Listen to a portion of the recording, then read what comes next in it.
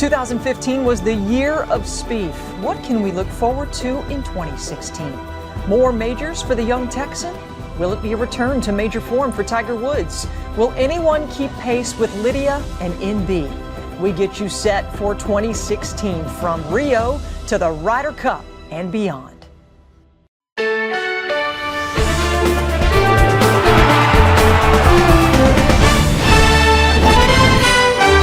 Golf Central, brought to you by Titleist. Hi, I'm Kelly Tillman, welcoming you to this special edition of Golf Central lasting 1 hour. Shortly, I'll be joined by Brandel Chambly, Tim Rosefort, and Paige McKenzie as we look ahead to a big year in our sport. Golf makes its return to the Olympics for the first time in more than 100 years, and of course, it's a Ryder Cup year. But before we look ahead to 2016, we must look back to the year that belonged to Jordan Spieth.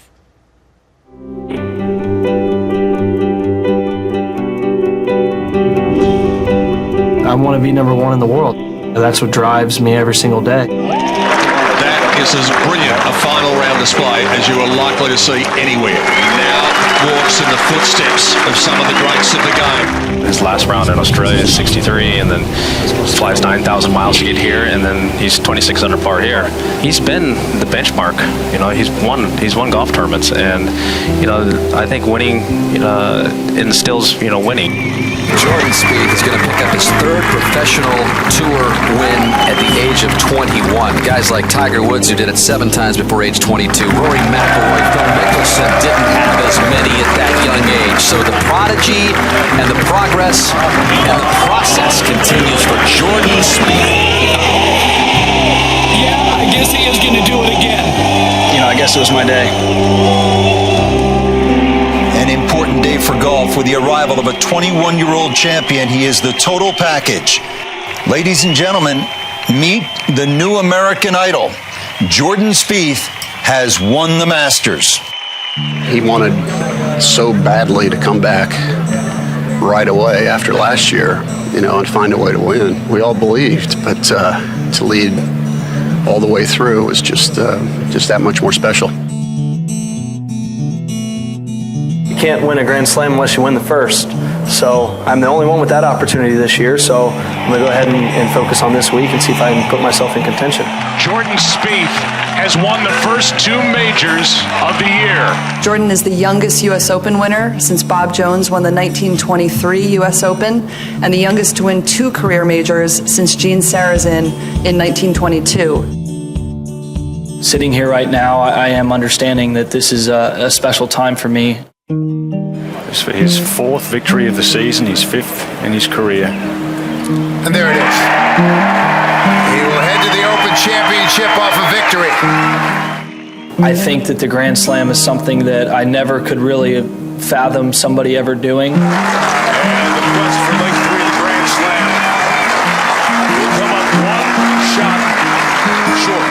I certainly have a chip on my shoulder off of that major that I'm wanting to get off. If you had a goal of being number 1 in the world, did you ever set a time frame for when you wanted to see that happen? When that was a goal, that was just a career goal. I'd like it to be sooner rather than later. Well, he's got a chance. He is unbelievable. He makes Harry Potter look inept. And he's now number 1 in the world.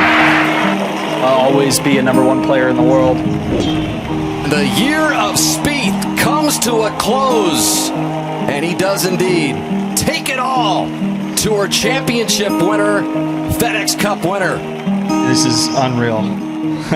It really is. This year is unreal.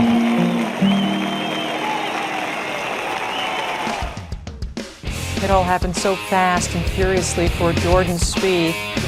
The player of the year, the youngest to win multiple majors in his career since Gene Sarazen in 1922. The 3rd player in the modern era to finish 4th or better in all 4 majors. Remember, he was just 1 stroke out of the playoff at the Open Championship. And a single-season PGA Tour earnings record of $12 million, shattering the previous record of $10 million and change. And so, What do we look forward to in 2016 from Jordan Spieth? As promised, I am delivering Brandel Chamblee and Tim Rosefort. This is going to be a tough one to follow. He has an entire career to do it. What is going to make 2016 successful for this young man? I think he'll continue on in the same trajectory. It would be tough to improve upon his rookie year. He managed to do that in his sophomore year, although he did it late with big victories at Australia and the Hero Challenge, a blowout victory by 10. It would be tough to improve upon that, but he carried it through to his third year on the PGA Tour. So his trajectory doesn't seem to alter by circumstances or by what anybody else perceives to be along the lines of something that he should accomplish. Physically, what is he capable of doing? And again, this is the part that is tough to connect the dots on Jordan Spieth. The game is these days more about muscle than it is the mind, and that appears to be his greatest attribute, his biggest strength.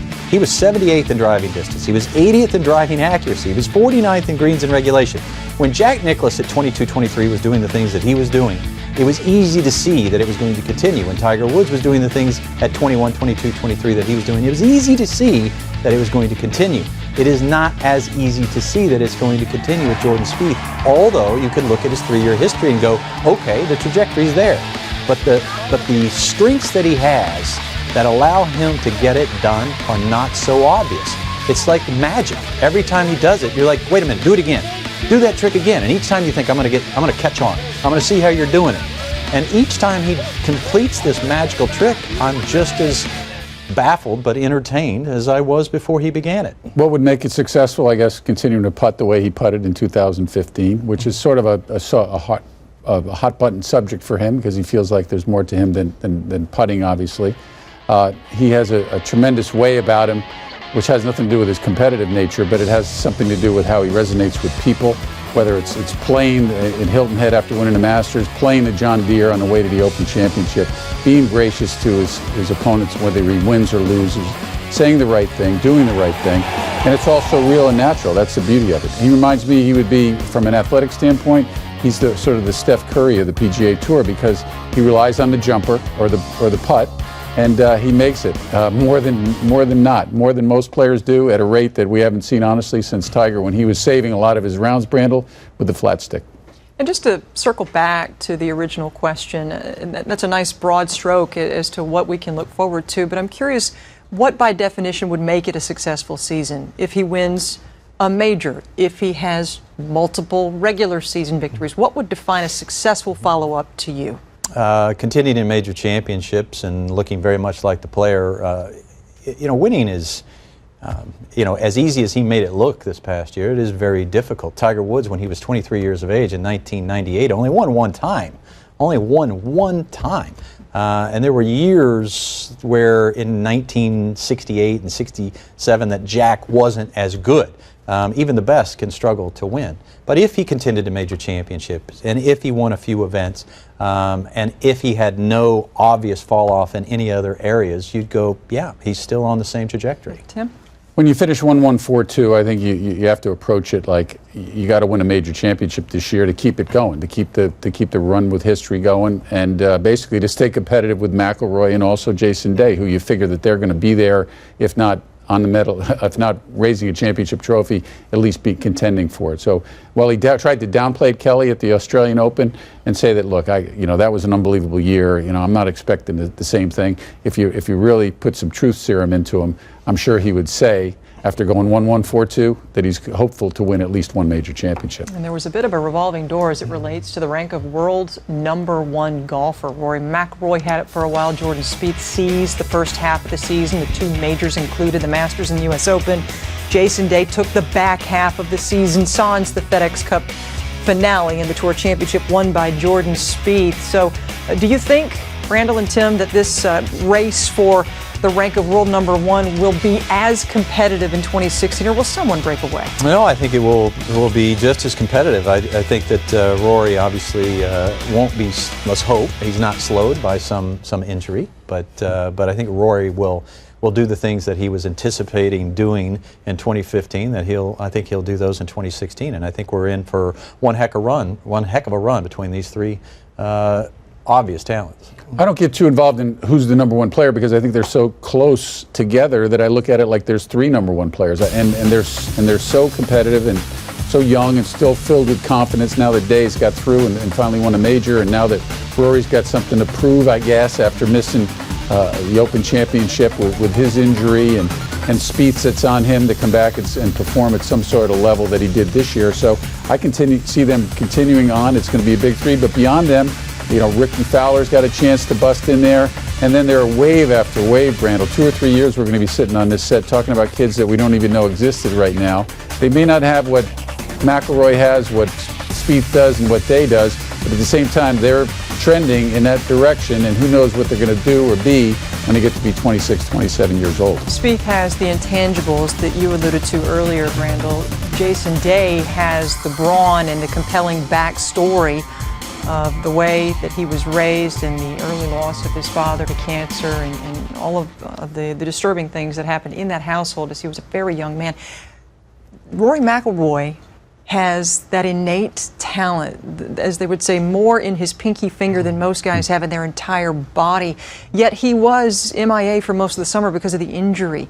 I'm curious if you feel like he has some sort of statement he feels compelled he needs to make in 2016. I think of those 3, he is the more talented of those 3 and has the more potential.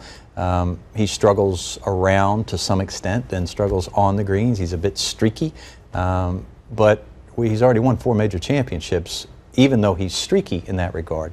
If he gets that in order, he could do things that are, you know, Tiger-esque in terms of running off major championships. So Rory is the one that I look for to change what he did this past year in contrast to what he's going to do in 2016. You could blame things on the ankle injury and say it took him out of that talk for world #1 and really the last couple of majors of the season.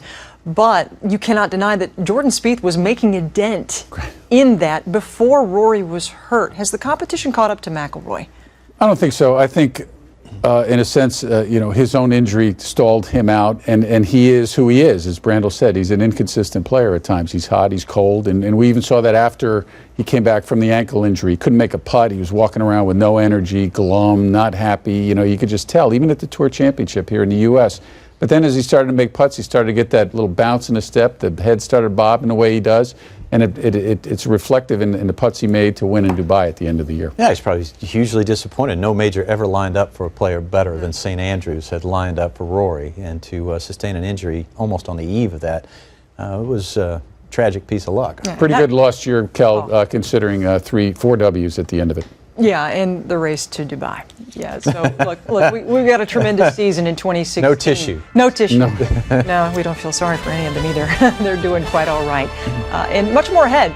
As this special continues, we're going to look at the major championships on the men's and women's side, venues included. Can it follow 2015? Also, golf makes its big return to the Olympics. How does that affect the schedule and the player's mindset preparing for a busy summer? That and more is coming your way. Golf Central, brought to you by Shipsticks, the largest golf bag shipping company in the world, simplifying the way you travel. The Hawaiian Islands. Visit gohawaii.com/golf. Looking forward to all the major championship dates in 2016. Of course, we will begin the major season at Augusta National. That is a staple. U.S. Open at Oakmont Country Club. A stark departure from Chambers Bay. Back to a more traditional layout. Off to Royal Troon for the Open. Golf Channel will bring you the coverage of PGA Championship at Baltusrol, where Phil Mickelson won a PGA Championship. And that just a short time after the Open. It is a special year in golf with a Ryder Cup and, of course, the Olympics on the way. With Brandel Chamblee and Paige McKenzie in-house for this special edition of Golf Central, I tell you what, Augusta National, we always have to wait patiently for it after the PGA Championship, some 8 months. And I'm curious what you guys think will be the bigger storyline going in. Is it going to be Jordan Spieth, who won there and had the close call the year before? Or is it going to be Rory McIlroy looking for that career Grand Slam? I think we're pretty lucky that we can ponder such potentially amazing stories. And by the way, you get on Masters Green almost appropriately. I'm getting ready. It's appropriately enough. You are ready. And that's a tough one, but I would have to go with Rory McIlroy. The fact that he would make probably the most hollowed club in all of professional golf, at least men's professional golf. Those men that have won every single major championship. He would make that group now 6. And of course, after Tiger Woods, he would be the 3rd youngest player to accomplish that feat. And this is a place that had proved to have been somewhat of a nemesis for him, but he unlocked a lot of those secrets last year en route to finishing 4th. So the potential for him to do that is certainly clear that he could achieve it. Absolutely, and I think it will definitely be the biggest golf story if Rory McIlroy were to complete the career Grand Slam. But I think if Jordan Spieth were to go back-to-back at the majors, that would transcend the game of golf. That we would get more ripple effect through popular culture. We saw Jordan Spieth grace the cover of 2 Sports Illustrated magazines in 2015. I think if he were to go back-to-back, something only 3 players have ever done at Augusta, I think he has an ability to make a greater splash throughout the world. Yeah, when Rory wins, it's the Rory McIlroy era. When Jordan wins, it's the Jordan Spieth era. So if one of those 2 guys wins, then one of their eras will return or either continue. We will see what the case is. A nice docket of women's major championship venues as well for 2016 as we roll through the Mission Hills. Always starts off the season, the A&A Inspiration, the KPMG Women's PGA Championship. We go from Westchester this past year to Sahalee, the U.S. Women's Open at Cordoval. Beautiful wine tasting in that region. Rico Women's British Open goes to Woburn Country Club. And the Evian Championship, also a fixed event there at the Evian Resort in Evian-les-Bains, France. Such a gorgeous spot. Inbee Park winning 2 majors in 2015. Lydia Ko breaking through with a final round 63 to get her first. They gave us a lot to remember this past season, and I'm wondering who you think will challenge these 2 women next year. I think someone that we all have to keep our eye on is Se-Young Kim. The name's very familiar coming off her Rookie of the Year season, runaway Rookie of the Year season. In fact, she was only 3rd in the Player of the Year race. The way that she gets the job done, she's incredibly long and powerful off the tee, but she's also incredibly fearless. This, her first win on the LPGA Tour, came in a 3-way playoff in only her 2nd start as an LPGA member. Then she goes head-to-head against her idol growing up in Korea, Inbee Park, pulls out this chip in regulation before she has the walk-off eagle to get the job done in Hawaii against, again, like I said, Inbee Park. And then you move to China, where she wins again worldwide on the 3rd island of the year at Blue Bay LPGA by 1 shot over Stacey Lewis. I think this is a woman that is fearless, that she is only looking to improve, that has the power and the confidence to get the job done in 2016. I had a teacher friend of mine at the women's KPMG, and he was walking up and down the range, unfamiliar with most of the ladies. And I said, go pick out your favorite swing. And he came back and he said, I don't know what her name is, but it's that woman right there. And he had lauded it from that point to now as Se-Young Kim. What a gorgeous golf swing. And I agree with you. She's certainly a contender to do just that. So is Charlie Hull. So is Brooke Henderson, who had 2 top 5s in major championships. But I look at Lexi Thompson because she can do things that just most players on the LPGA Tour cannot do. She can overpower a golf course. In the last 11 major championships, she's had 7 top 10s. I mean, that is an incredibly consistent high rate of performance in the game's biggest events. Of course, one of those she went on to win.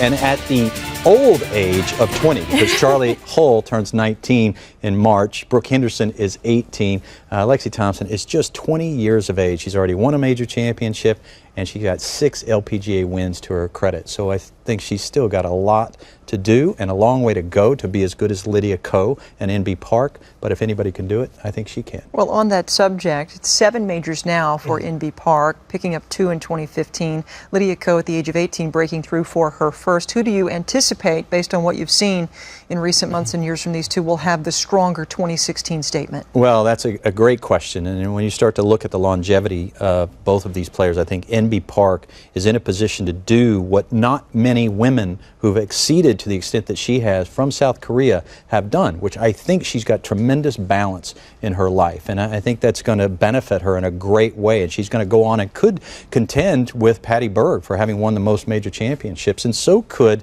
Lydia Ko, because Patty Berg didn't win her first major championship until the ripe old age of 18, which is exactly when Lydia Ko did it. But on balance, I'd have to say that MB Park probably is going to have the better year than Lydia Ko. That would be my feeling. And it's easy to argue with Lydia Ko based on what she did this season. It's absolutely. I just want to comment first on the NB Park and the balance issue. She is married and she is young enough now where so many of the women on the LPGA Tour are worried about having a family. She's young enough that she can stave off that obligation until later in life if she wants to continue to compete. And as far as Lydia Ko goes, I think the turning point was the championship that she won at Evian, where she went from down with only 11 holes to go to winning by 6. She learned how to win in a great way. And then to follow up that win with another win in Taiwan by 9 shots, I think we're seeing a new level for Lydia Ko. Yeah, it's scary, just 18 years old, and there's so many more levels it seems that she can achieve, that she's learning more and more how to close out not only regular tournaments at a regular clip, but also major championships. Now let's see where the Champions Tour is headed in 2016. Greystone Golf and Country Club for the region's tradition. Remember, 5 majors on this circuit, just like the ladies. Harbor Shores, along the shores of Lake Michigan for the Senior PGA. The Constellation Senior Players going to Philadelphia Cricket Club. And the Senior Open to Carnoustie, the U.S. Senior Open, Scioto, where Jack Nicklaus learned to play the game of golf. So much more to come on this special 1-hour edition of Golf Central. What are the 3 big storylines we're looking forward to in 2016? Tim Rosafort breaking out the notebook when we come back.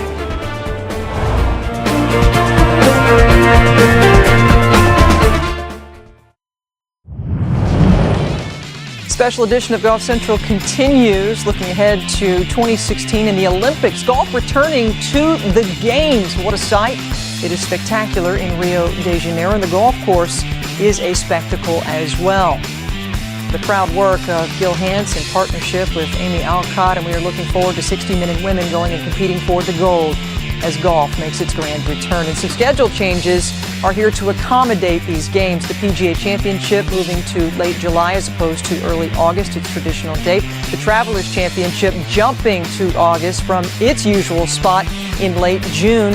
The men's golf competition in Rio will be held the same week of the John Deere Classic. So if Jordan Spieth is competing for the United States in the Olympic Games, he will not be able to defend his title at the John Deere Classic. Back with Tim Rosafort. What more can you tell us about how golf in the Olympics will affect the PGA Tour? Well, Bubba Watson, the folks in Hartford may not have their defending champion back. Just another case. And as you know, Kel, covering this sport, you hear the guys all the time getting toward the end of the season, even in their own G5s and rented jets, talking about how difficult it is without an Olympic scenario. And then you look at this circumstance and the event after the event after the event. For example, the PGA in July, the Bridgestone 2 weeks after the U.S. Open, the FedEx Cup playoffs the week after the Olympics. You know, when we get to the FedEx Cup playoffs, the guys are looking for a little break anyway, and they won't get one, obviously, with the lead up to it. And, of course, it's going to be a Ryder Cup year as well. So that compounds the pressure of travel and needing to produce and peak at important moments. And the schedule is not the only thing experiencing significant change. Right. So, too, is the putting stroke as it relates to the anchor ban. The rules will undergo a change as well. And the players have to undergo a change. You have all sorts of circumstances, from a guy like Bernhard Langer sticking with it till the very end to win the Charles Schwab Cup versus a guy like Webb Simpson who wins the U.S. Open, takes the putter, breaks it in half, puts it in his trophy case, and has something for memorabilia.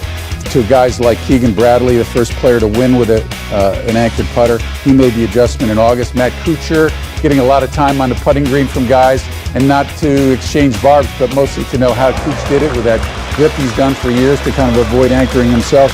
And Tim Clark, who has the handicap, obviously, as you know, they said you'd have to rip that putter out of his hands at one point in time. He's got no choice. He wants to continue competing. So a big change for Tim Clark, probably more than anybody else. You started that bit of information talking about Bernhard Langer, who was a major champion on the Champions Tour in 2015. Yet again, a major champion. The Champions Tour is also undergoing a significant change. They are introducing a playoff system. Just to marry up with what's going on in the PGA Tour and, of course, the Web.com Tour. It makes sense. It started, what initiated it and triggered it was Chuck Schwab and the Schwab Company stepping up and doing a 20-year deal, and they wanted to put a little bit more emphasis on the end of the season, so they came up with a couple new events. Greg McLaughlin, the new commissioner of that tour.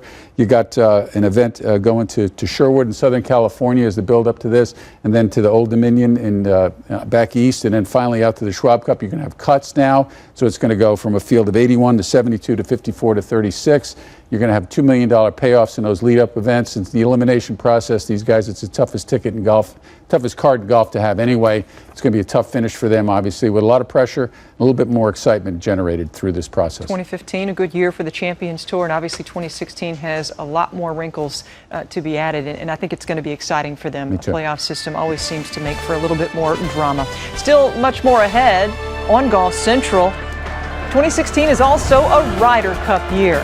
What does the United States need to do to make this thing competitive? We'll find out from our panel.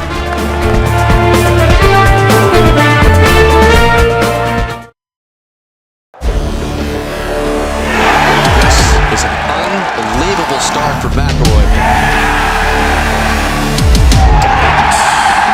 Boy, that European team is rolling. Oh, the match is over.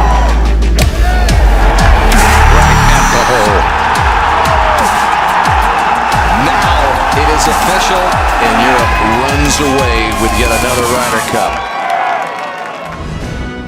Golf Central continues. You're looking at the last 4 results of the Ryder Cup, dating back to 2008 when the United States won for the first time since 1999 at Brookline.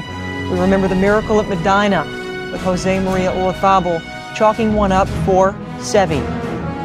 2014, it was Scotland and Glen Eagles, where Europe reigned supreme once again. They have taken 3 of the last 4 and have been dominant since the turn of the new millennium.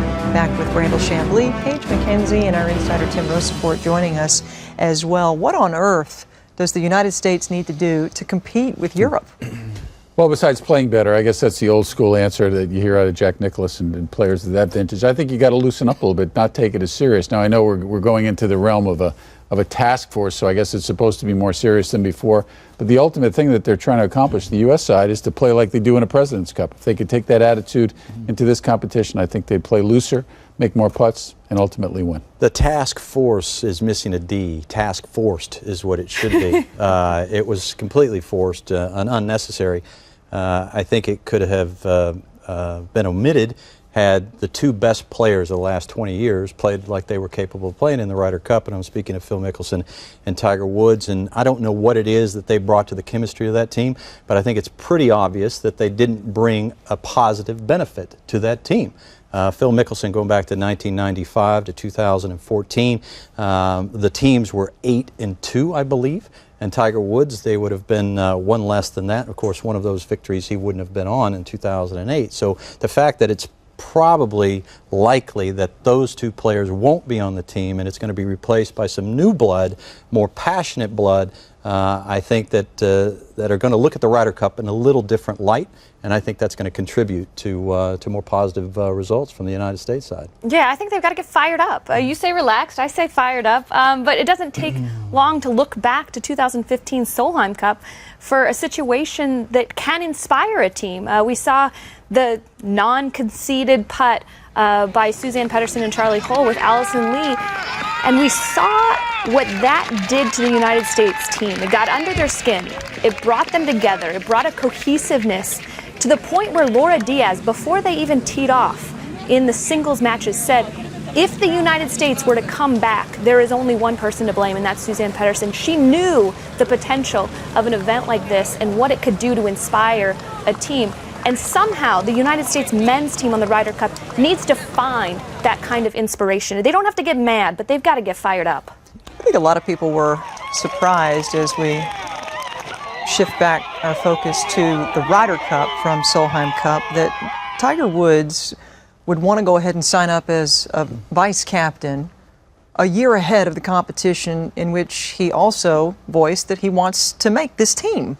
That said, the dynamics of this upcoming Ryder Cup on the U.S. side, Brandel, with Tiger potentially playing the role of a vice captain, whether he's playing or not, and Davis Love serving once again as the head dog. Yeah, well, the players that are on the team, they want Tiger Woods on that team, and they've reached out to Davis Love and made that very clear. Those players had grown up, I'm sure, idolizing Tiger Woods, and of course, it's inevitable that Tiger Woods is going to be a captain, and now that the task force has been created, one of the steps to being a captain is being an assistant captain. So I think it'll make it a more compelling watch, certainly, to see to what extent Tiger Woods plays on that team, and to see if Phil Mickelson actually makes that team as a player or as an assistant captain, and the dynamic that they've had throughout their career, the rivalry, and how that will play out on the Ryder Cup. But there are a lot of things about this upcoming Ryder Cup that I think one could argue that it's going to be the most compelling contest between these two combatants in the history, almost 100-year history of the event. Well, you look at it, Paige, from the term of the extent of being fired up. You didn't see a U.S. team more fired up than you saw in 2012. And Mickelson almost said he almost tore his rotator cuff out in the high fives with Keegan Bradley. And then it came to the singles, and it ain't 1999 anymore, guys and ladies. I mean, this is a different spectrum for world golf. The European team plays much better in singles now than they did certainly in the big 4-point comeback of '99. And you know, ultimately, these young kids that are going to come in the team, because the older guys are stepping over into these captaincy roles, are going to have to produce. They're going to have to produce like Spieth and Reed did last year. It might be overthought. We will have to wait and see what this task force is. Well, you think about what happened at Medina, and it's 10-6, United States over Europe going into the last day, and they pull off the miracle, as you said, Tim. And all of a sudden, it's 2-2 in the last 4 Ryder Cups, and this thing's extremely competitive. So perhaps we're overthinking it, but we're in the media. Isn't that what we do? Still much more ahead as this special show continues. Tiger Woods, will he be playing competitive golf in 2016? Returning or not? That topic and more is straight ahead.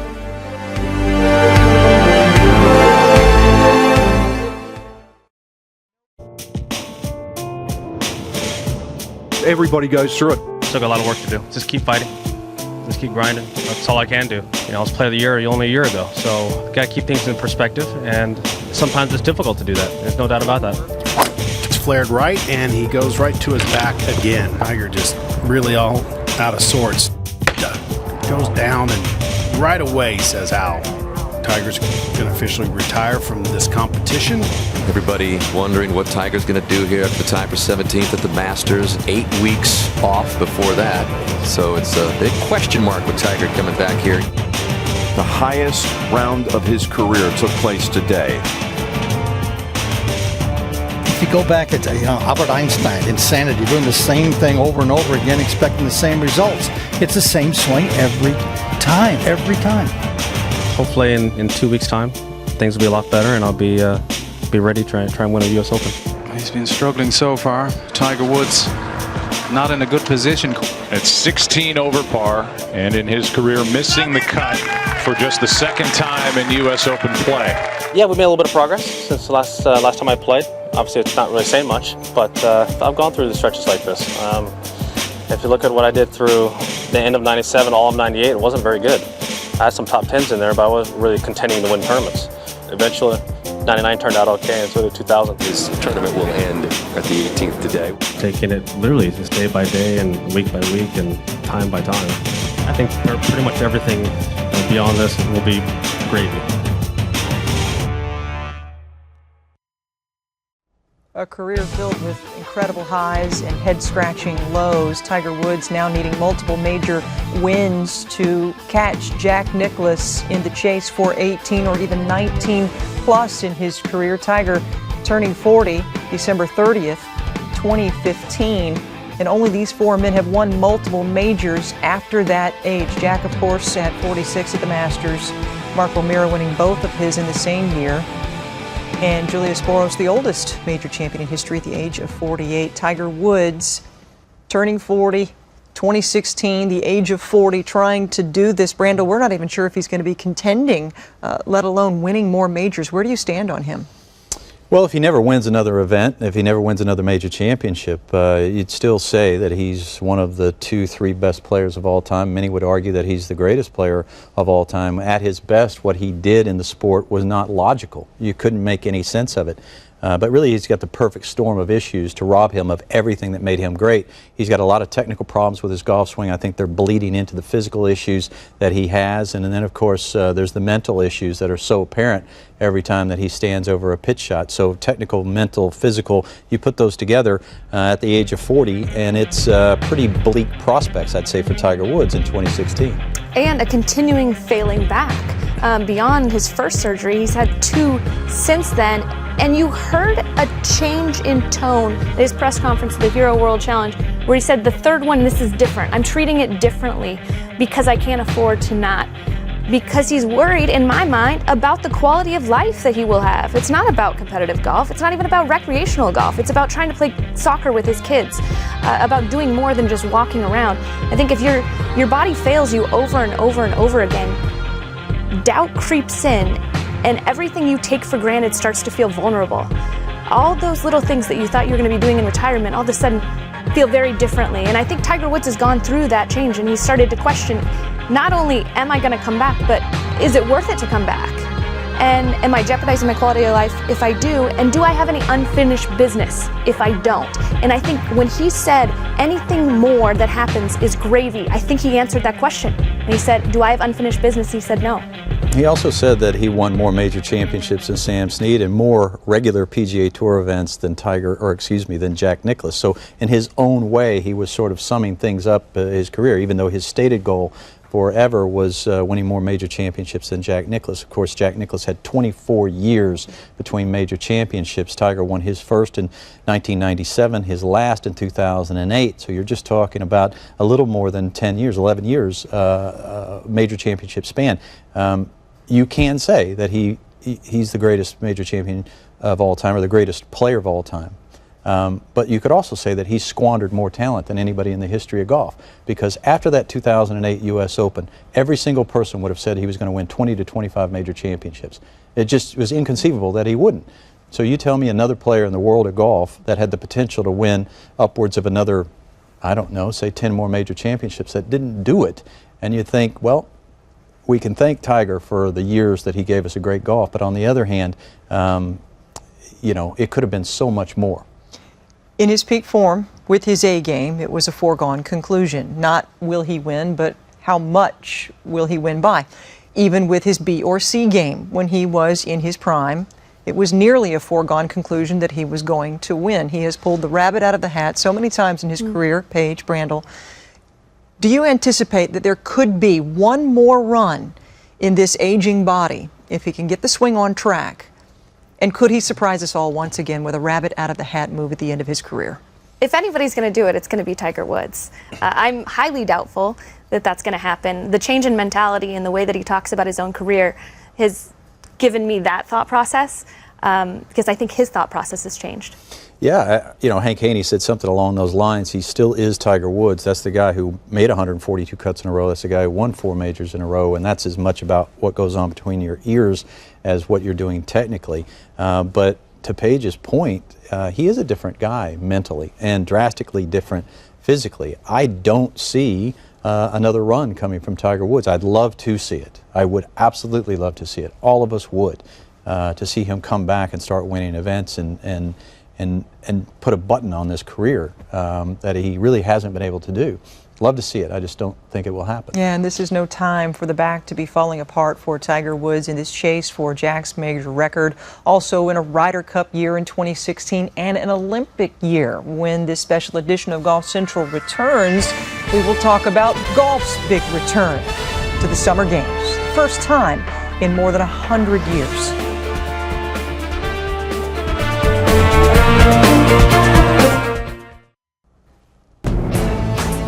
To say that the summer of golf in 2016 is going to be a busy one might be the understatement of the upcoming year. We have back-to-back college events, the NCAA Championships, women leading off the way at the end of May. The PGA Championship is moving up its traditional date. Usually they're early August, now they're going to be late July to accommodate golf's return to the Olympic Games. First time since 1904. The Ryder Cup in September through the first couple of days of October. We're looking forward to Davis Love's return as captain, potentially Tiger Woods as a playing vice captain. As far as the Olympics are concerned, 60 men, 60 women will be eligible to compete in a 72-hole stroke play competition for gold, silver, and bronze. The field will be determined by July 11th based on world rankings. Players ranked in the top 15 are eligible, with no more than 4 players able to represent a country. Beyond the top 15, countries will be represented by no more than 2 players. Back with the panel, Jordan Spieth was asked how he is going to treat these Olympic Games in the wake of players like Adam Scott saying that he is not taking it very seriously. Spieth said, "No, that is not my approach. I am going to treat this like a major championship." What are you most looking forward to?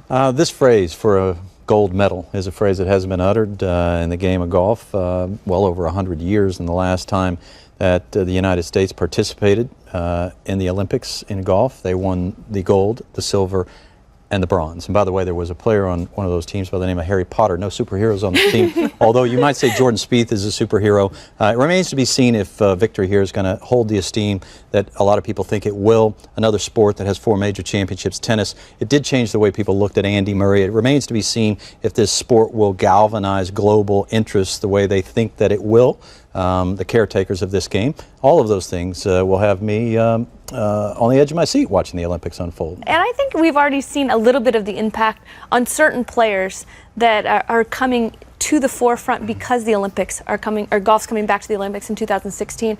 2 examples that come to mind are Candy Hanneman, a former LPGA Tour player that's coming out of retirement because she's of Brazilian descent and wants to represent her country. And another is Se-Young Kim, the 3-time winner and Rookie of the Year on the LPGA Tour, that said at the beginning of the year in 2015, I'm joining the LPGA Tour so I have a better chance to play for my country in the Olympics. At one point, the golf course itself, which was put together by Gil Hance and Amy Alcott, was given no chance of being completed by the dates for the upcoming games. Tim, not only is it done, but it looks spectacular. Can't be any worse than Chambers Bay, right? We had a pretty good winner there. If Gil did it and went through all the obstacles he did down there to get this golf course built, you know it's going to be a great one. Not worried about the setting or the golf course. It'll be interesting to see. I mean, if you see a medal ceremony that has Spieth or McIlroy or Day in it, it's going to be a home run not only for them and their brand and their countries, but also the game of golf. And as you alluded, Brandel, if there's a young Asian kid or an Anna Lahiri who wins for a country like India, you can just expect the global boom and the growth that'll produce. 60 men, 60 women with a chance of realizing a dream of donning a gold, silver, or bronze medal around their neck at the end of competition. More ahead, we have a little game coming your way called Pace of Play. Rapid fire segment with a lot of compelling questions. Stick around for that. This special edition of Golf Central returns.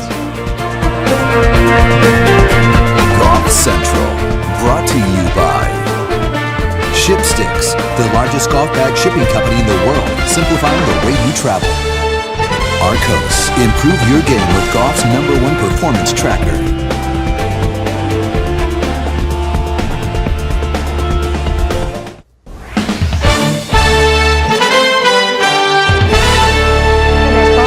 Some fun with a little game to close out this show called Pace of Play. We're going to give you a clock for 2.5 minutes. I have 9 questions for the fellas, and we will see if something monumental occurs. They can get a thought out in an efficient manner.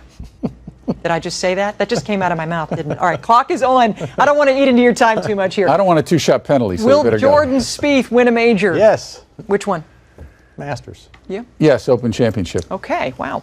Tiger Woods, plus or minus 10 starts in 2016. What will it be? Minus. Can I do -0? Because that's what it should be. Really? Based on the fact that I think he should sit out The for entire most of the year. Yeah, Wow, the entire okay. year. PGA Tour win for Phil Mickelson, who didn't get one in 2015? Yes. Okay, how many? 1. Just 1? Can I do maybe? No. Oh, he's going to a new instructor, and Andrew Getson.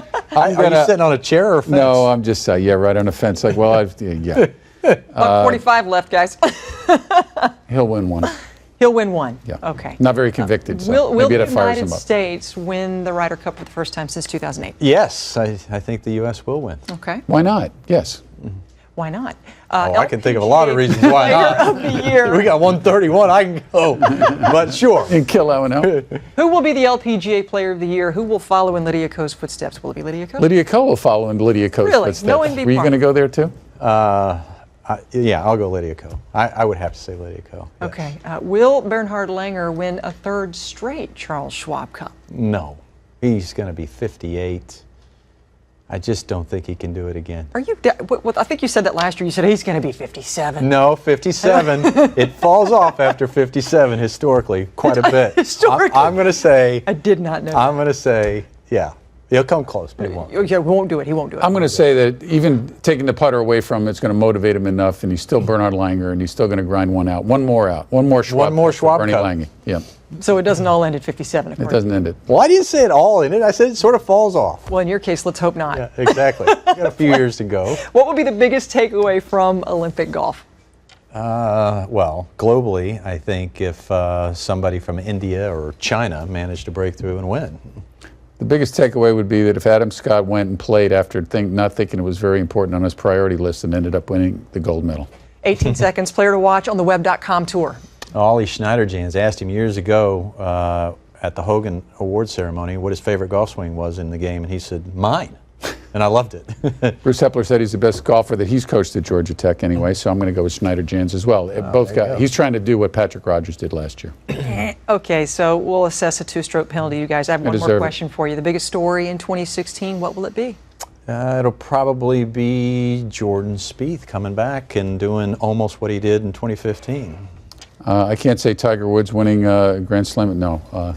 Biggest story would be, Especially if he's not going to get a start in, according to you. Rory winning the Masters. the biggest story would be Rory McIlroy winning the Grand Slam. I like it. I like it a lot. Tim? Did I think of that, or did you put that in my head? No, I was thinking that. As you were thinking it, I said it. We want to thank Paige McKenzie. Symbiotic. It's been a pleasure spending this hour with you, and we look forward to more great memories in 2016. Take care.